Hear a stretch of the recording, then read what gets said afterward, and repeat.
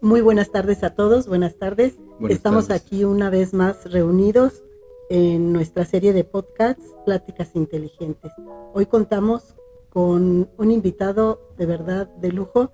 Este es el doctor Filiberto Salvador Guerrero Hernández. A sus órdenes. Vamos a platicar un poco de su trayectoria.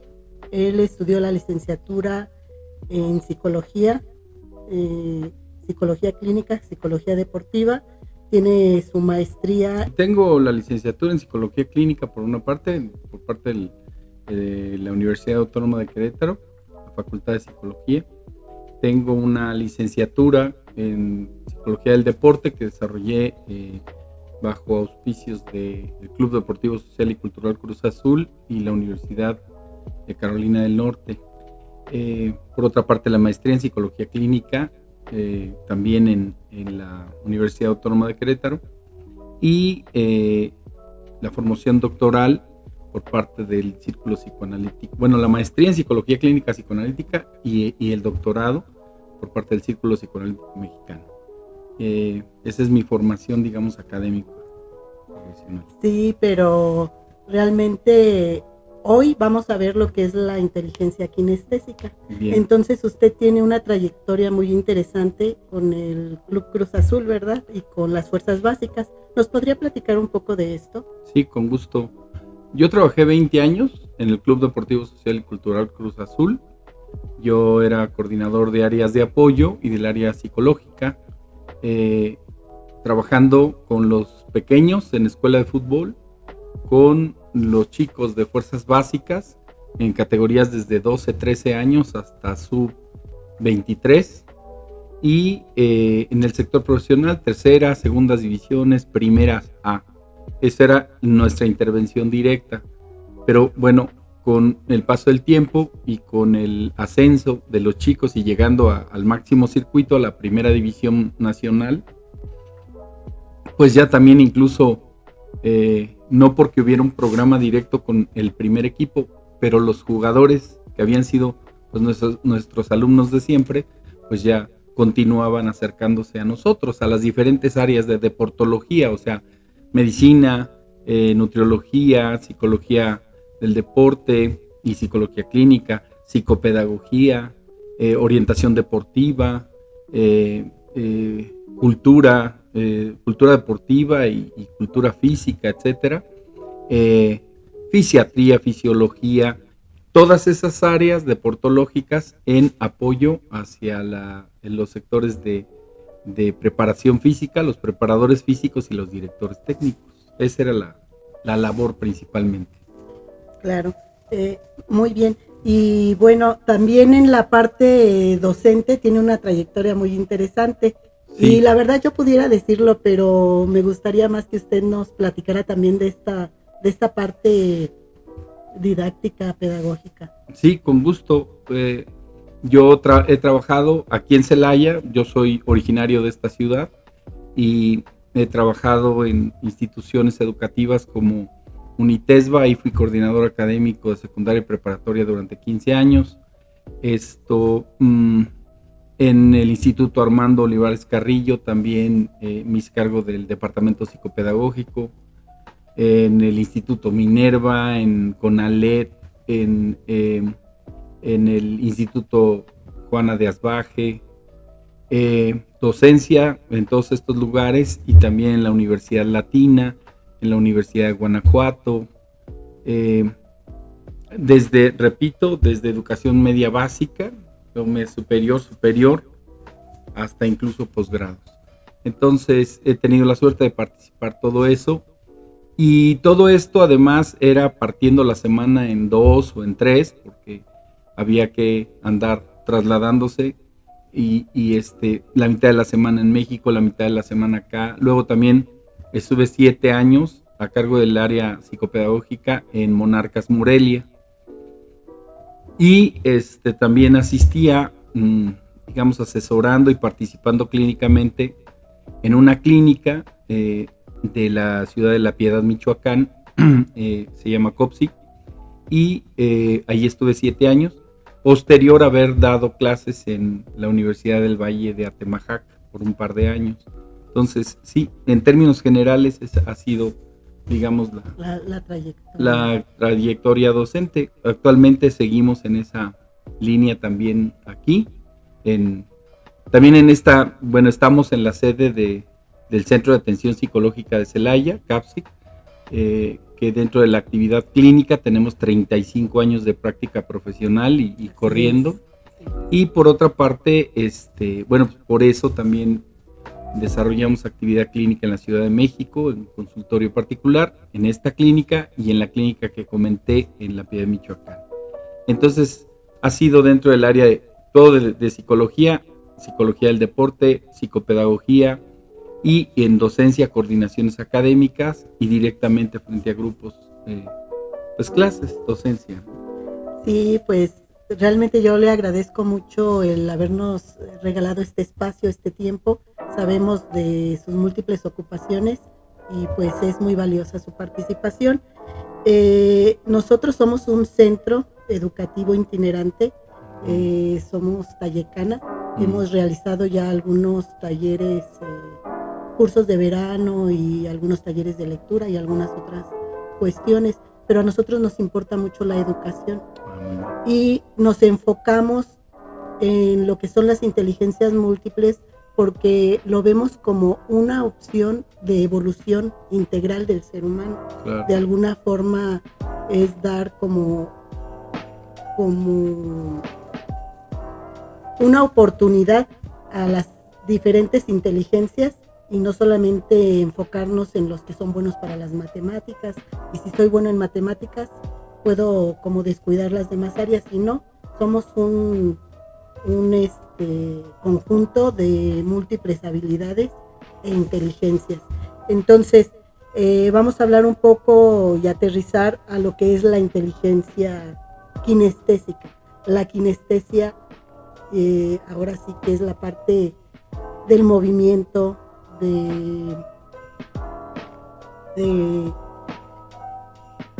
pues sí, la unión de la inteligencia con el movimiento. ¿Qué nos podría platicar sobre este tema? Sí, de entrada es un tema no solo muy interesante, sino muy importante, ¿no? Para empezar, esta situación de la multiplicidad de inteligencias es un elemento que luego en pedagogía, en coordinaciones académicas se descuida, porque como bien dijo usted, todos los seres humanos tenemos diferentes estilos y formas de aprender y de trabajar, ¿no? Entonces, existen inteligencias múltiples, existen estilos de aprendizaje, no todos aprendemos ni funcionamos igual. Como bien usted mencionó, hay un repertorio de tipos de inteligencia, por ejemplo, la inteligencia lógica matemática, la espacial, la kinestésico corporal, la inteligencia de conceptualización abstracta, de la inteligencia de experiencias concretas, de observación reflexiva, o sea, hay una multiplicidad, pues ahorita abundamos más sobre las diferencias, pero lo primero que hay que remarcar es que no todos los niños, no todos los jóvenes, no todos los adultos, no todas las personas aprenden y trabajan igual. Me gustaría mencionar que esta inteligencia tiene que ver con el asunto primero de la explicación neurofisiológica, ¿no? O sea, nuestro cerebro, anatómicamente o neurofisiológicamente, pues está dividido por dos hemisferios, ¿no? El hemisferio izquierdo y el hemisferio derecho. Hay un cuerpo calloso que divide esos dos hemisferios y de manera coloquial o en general se ha mencionado que el hemisferio izquierdo está más abocado a las cuestiones relacionadas con lo intelecto lógico, por ejemplo, simbólico, lógico, matemático, las lógicas múltiples, ¿no? Porque no nada más existe la lógica formal, la lógica aristotélica, existen otras lógicas como la lógica dialéctica, la lógica nodal y no solo proposicional originalmente establecida y fundada por Aristóteles. Entonces, pero esa es más una inteligencia, o el hemisferio que trabaja más con cuestiones de resolución de problemas de este corte, ¿no? De a lo que se aboca, por ejemplo, la ciencia positivista, ¿no? Las cuestiones, repito, del cálculo, de la lógica matemática, de la resolución, incluso también de problemas manual mecánicos, pero bien vinculados a esas cuestiones de, como bien mencionó, de exactitud y a las que se aboca el método científico, ¿no? A diferencia de esto, pues el hemisferio derecho está más vinculado a cuestiones relacionadas con la sensibilidad artística, por ejemplo, las emociones, los sentimientos, y dentro de esa sensibilidad artística, pues todo lo que tiene que ver con las artes, valga la redundancia, o sea, música, el canto, el baile, la danza, la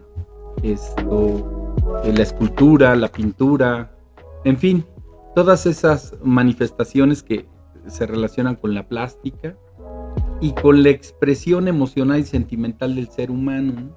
Entonces aquí hay una mezcla, no es que ahora sí, definiendo el perfil kinestésico corporal, nos explicaría de la situación de que las personas aprenden más fácil, por explicarlo así, por vía del movimiento, del acto, que tiene que ver no solo con lo fisiológico, sino con la psicomotricidad fina, pero también con la psicomotricidad compleja, ¿no? Entonces, lo que tiene que ver con los músculos, las articulaciones, en donde ese tipo de personas tienen una sensibilidad y una condición especial para desarrollarse en ello, ¿no? Repito, aprenden más fácil por vía de el canto, las rimas, el baile, la danza, el movimiento. Entonces, todas esas situaciones son muy importantes de reconocer. Mucho tiempo sobre todo en el siglo pasado, principios o mediados del siglo pasado, se cuestionaba, ¿no?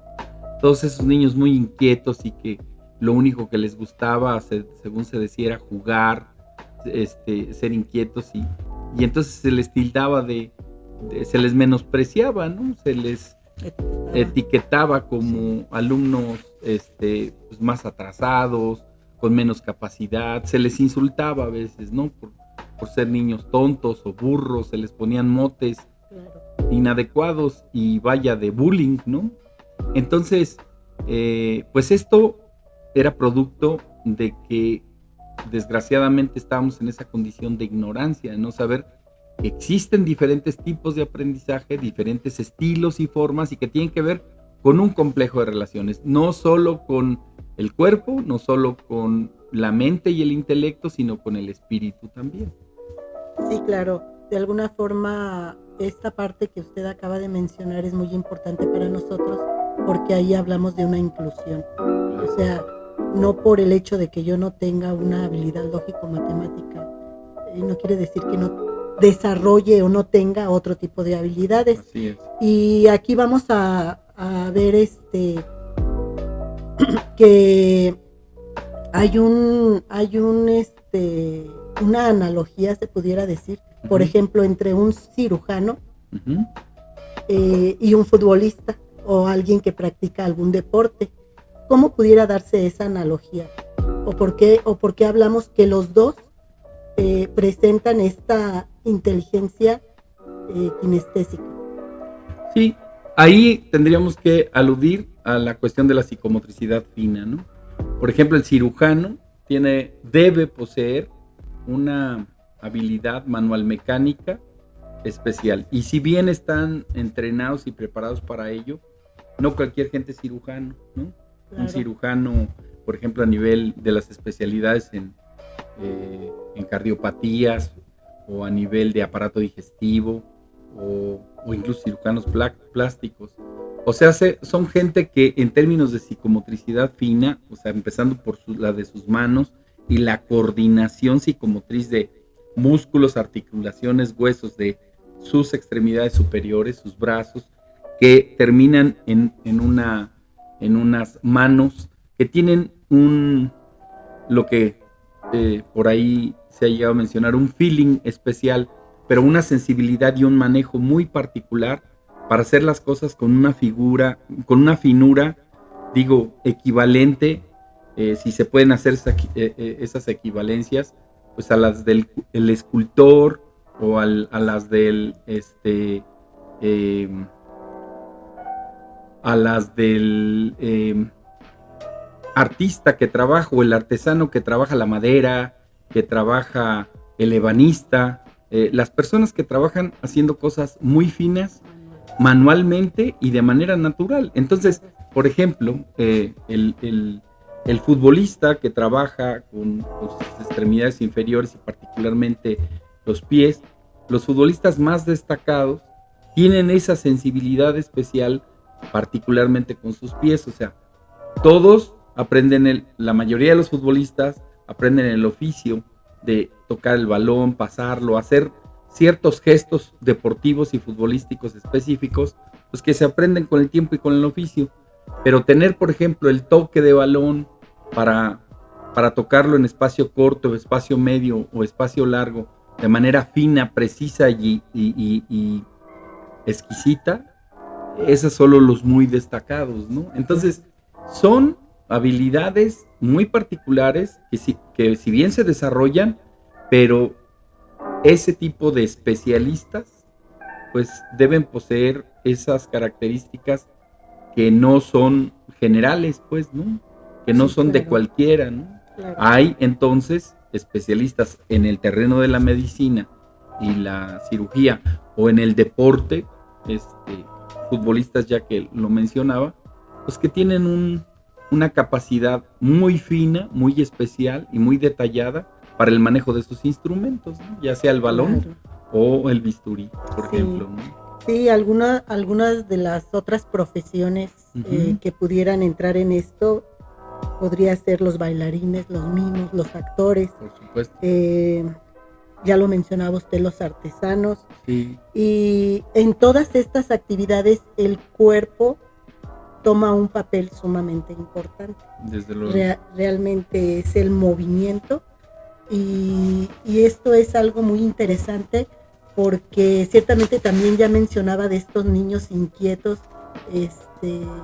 que les cuesta trabajo estar 6 horas en un aula simplemente sentados y observando, y aquí es donde debemos hacer hincapié en que la educación debe de tener un cambio. Porque incluso partiendo del hecho de considerar que muchas veces, lo primero que mencionaba, todos los niños, todos, son y deben ser muy inquietos. Sí se puede hablar de que sean personitas saludables. Entonces todos los niños deben ser muy inquietos y es un punto de partida para hablar de salud intelectual y de salud fisiológica. Y una de las carencias del modelo educativo, sobre todo tradicional, es que combate el movimiento, ¿no? O sea, regaña, proscribe a los niños que constantemente quieren participar, que se quieren parar, que quieren ir y venir y hacer y deshacer.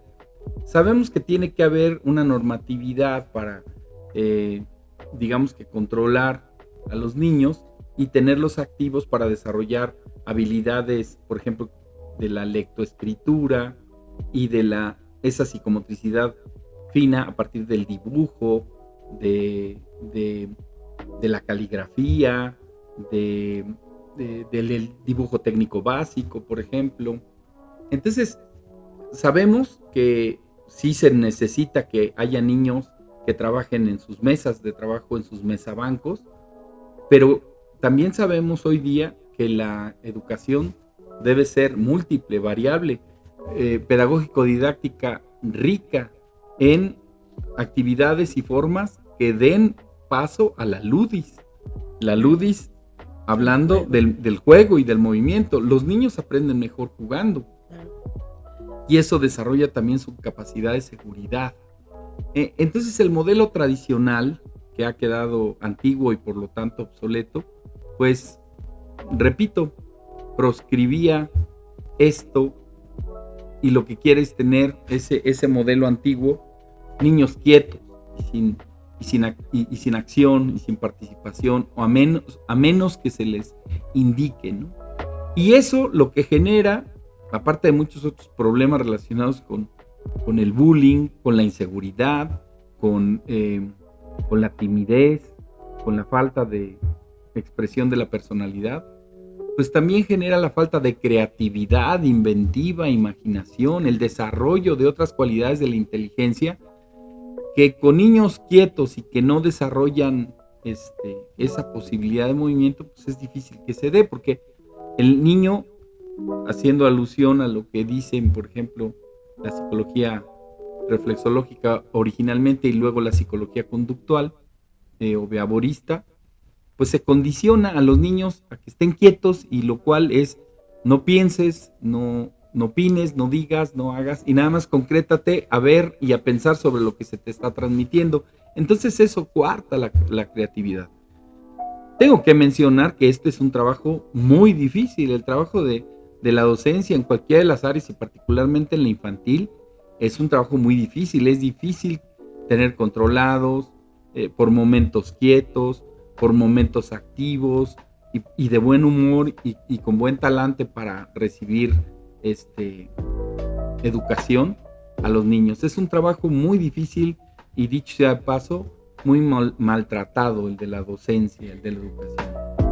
Sí, por eso es nuestra inquietud de dar a conocer estos temas. Claro. Y en un momento dado le vuelvo a repetir la pregunta que va relacionada a la respuesta que usted nos ha dado, pero ¿cómo nosotros percibimos, cómo nosotros nos damos cuenta que un niño tiene una habilidad especial, sea para el fútbol, para la danza, para cualquier actividad kinestésica? Claro. ¿Cómo lo detectamos? Sí, y el primer elemento a detectar y no confundir, que es muy importante, es, vuelvo al primer argumento que di hace un momento, ¿no?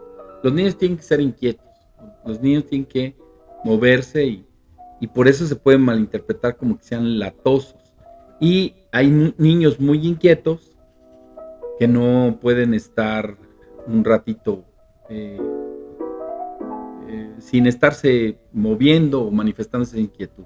Pero luego se confunde en que esos niños inquietos luego ya se les llama hiperactivos o se les pone gafetes diversos como que tienen trastornos, ¿no? Trastornos de atención, y luego ya se le pone cualquier cantidad de gafetes, ¿no? Trastorno de atención difusa o dispersa, profusa, difusa y confusa, lo que guste y mande. Entonces, esto cae en situaciones erróneas. Un niño hiperactivo es un niño que no puede estar literal 30 segundos quieto. Y se para y se sube y se baja y agarra y tira y es lo otro. Y no puede poner atención a nada. Ahí sí tendría que hacerse una situación de análisis, empezando desde lo neurofisiológico y luego psicológico, para ver si realmente hay un trastorno de ese tipo.